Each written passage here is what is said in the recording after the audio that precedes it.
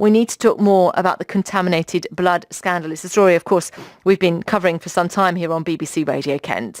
And now we know the partners of those who died due to the contaminated blood scandal will get more compensation.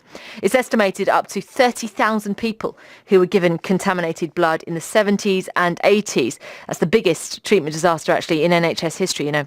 Labour MP Diana Johnson, a long-standing campaigner on the issue, told the Commons that ministers should have made a formal statement to Parliament. The failure to have an oral ministerial statement in the House today, allowing members to ask questions, may not be disorderly, but it is grossly insensitive to people who have suffered so much for so long at the hands of the state. Well, yesterday's changes mean that some payments will be increased, but some of those affected want the government to go further. In a moment, we will talk to a lawyer about all of this. We'll talk to Des Collins. He's a senior partner at Collins Solicitors and a legal advisor to lots of those people affected. But first, Sue Gorman is here now. We've spoken to her before. Her husband, Steve Diamond, died in 2018 from the treatment he was given. Sue, thank you for joining me on the Wake Up Call this morning. And I suppose in terms of your grief, it doesn't really get any easier, does it? It doesn't, no. A part of this is that the compensation is coming too late because Steve isn't here anymore. Yeah. And I'm not quite sure how I feel about compensation now, because what it was for him to be able to provide in our later years for in the way he should have been able to, had he been able to pursue his career. Yes. Absolutely. I mean, is it helpful for you? It's helpful for me, but I think it's important to register that we're talking about two different things.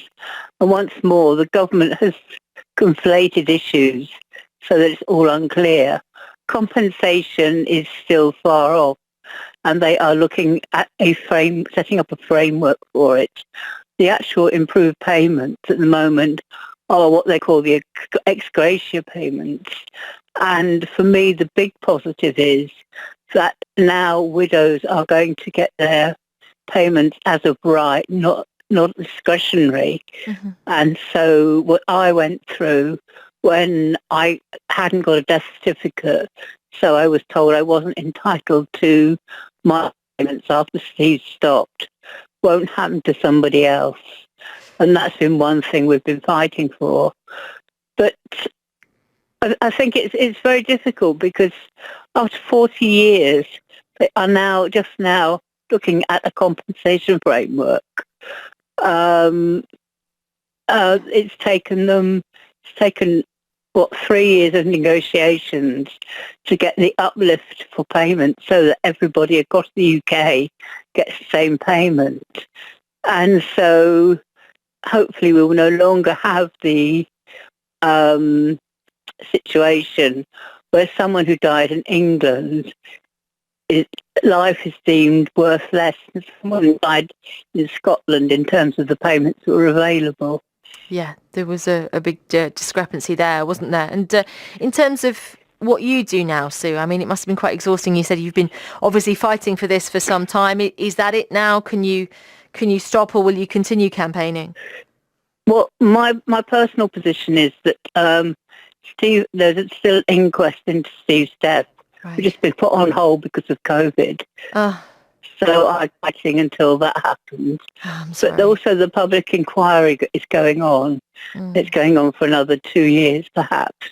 So what we still want is the truth.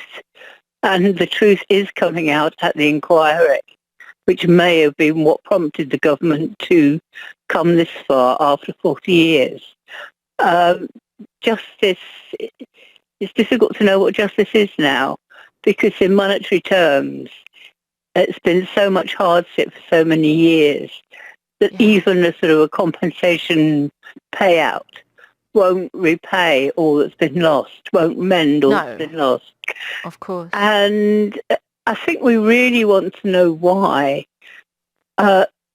it's taken so long. Yeah, I was going to ask you that, yeah. And it still hasn't happened. That they won't explain why it happened.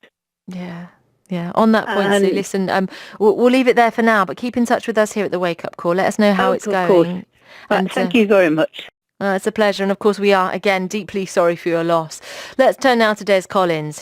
I mentioned he's a senior partner at Collins Solicitors, legal advisor to over 1,500 people affected by this contaminated blood scandal. Des, I know you were listening to Sue talking there. It's so tragic, isn't it? Of course, she's just one of so many people affected by this. On the whole, how are people receiving the news of this compensation?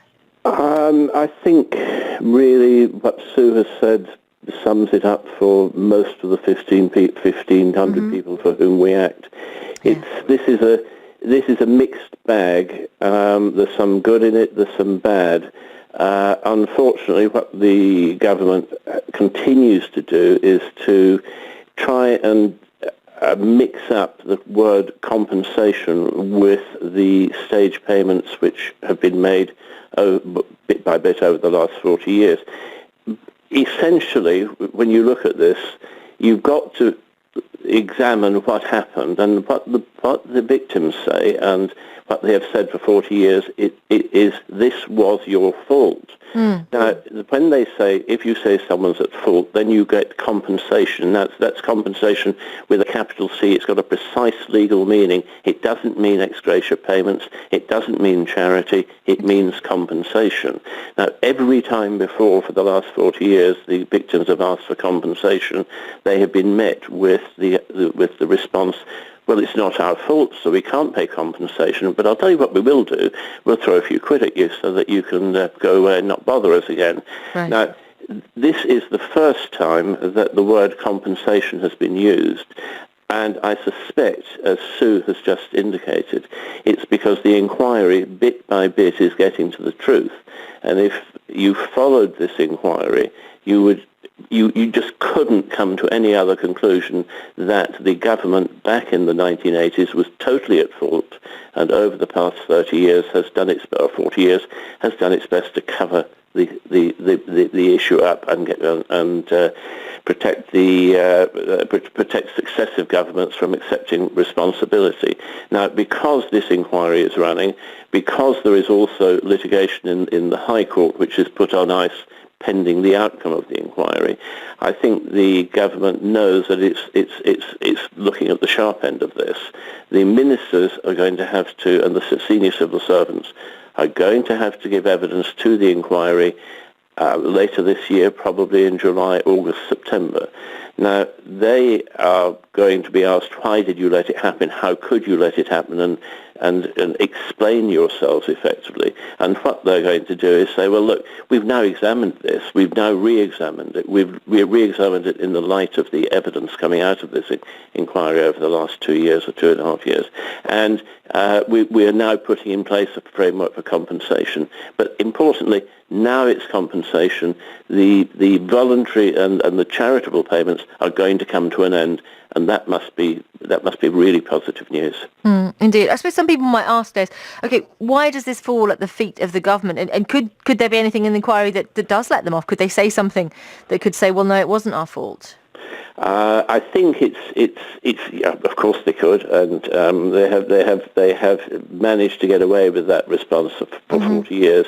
But with the back evidence, but when I say the back evidence, it's easy for a government minister to say, well, it's not our fault, and look at this headline position. But once you dig down below that, beneath the headlines, the evidence coming out in the inquiry is, if you watch TV programs and you're sitting there saying, how's the judge going to deal with this trial? How's the jury going to find? We've all sat there and you think the jury cannot do anything but find this man, this woman guilty. We all sit there in our armchairs and do that. And that's the feeling you get coming out of this inquiry, that no one could conclude anything other than the government was at fault. Now, the government was at fault because the contaminated blood issue arose at the same time as AIDS became a headline issue in the early 80s.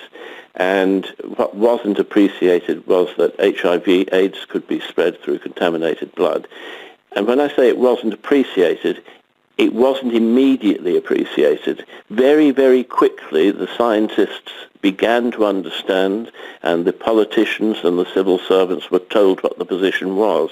But the scientists, having put their cards on the table, the politicians and civil servants chose to ignore it and carried on treating people with contaminated blood. When it became so obvious that it was wrong, when it was wrong in France, when it was wrong in Germany, when it was wrong across the world, they said, oh dear, well, hang on here, we can't do this anymore. But then they stopped doing it. And this only went on for a relatively short period. But when they stopped doing it, they then thought, well, we should have stopped doing this a bit earlier, shouldn't we? So, what we'll do is we'll put the wagons in a circle and hide this from the public. And that's what they did for 40 years. It's now coming out. It is indeed. And as I said to Sue, Des, if you would keep in touch with us here at BBC Radio Kent, we'll follow developments, of course, as and when they happen, and we will talk to you again on this point. That's Des Collins, then Senior Partner at Collins Solicitors, and he's advising over 1,500 people affected by the contaminated blood scandal, and we will get you more on that as we hear it here on BBC Radio Kent.